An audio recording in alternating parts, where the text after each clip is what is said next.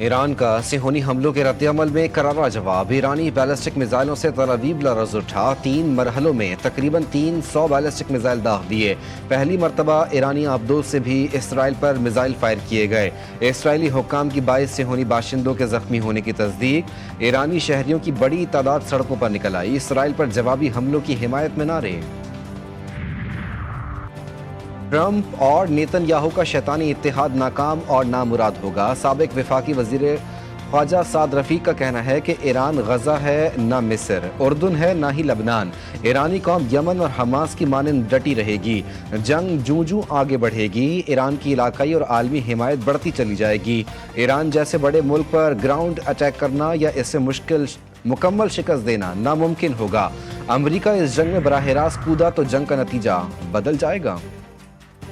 اور سلامتی کونسل اسرائیل کو بے لگام نہ چھوڑے۔ اقوام متحدہ میں پاکستانی مندوب عاصم افتخار کہتے ہیں کہ حق کے دفاع کی آڑ پر اسرائیل عالمی قوانین کی دھجیاں اڑا رہا ہے۔ اسرائیل نے ایران پر حملہ کر کے کھلی جارحیت کی۔ اسرائیلی حملہ عالمی قوانین کی کھلی خلاف ورزی ہے۔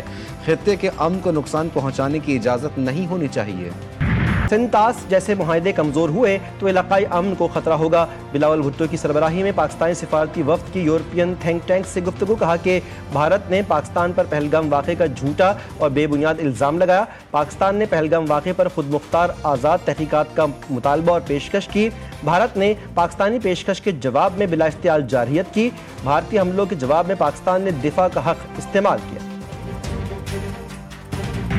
وفاقی وزیر مصدق ملک کہتے ہیں کہ بھارت نے سنتاس معاہدہ ختم کیا تو دنیا کا کوئی معاہدہ قابل عمل نہیں رہے گا۔ بھارتی اقدام کے بعد کیا کسی کو دوسرے ملک کا پانی روکنے کا لائسنس مل جائے گا؟ بھارت پانی جیسے بنیادی وسائل پر حق کی نئی تشریح گڑھ رہا ہے۔ کیا کسی ملک کو حق حاصل ہے کہ دوسرے ملک کا پانی روکے؟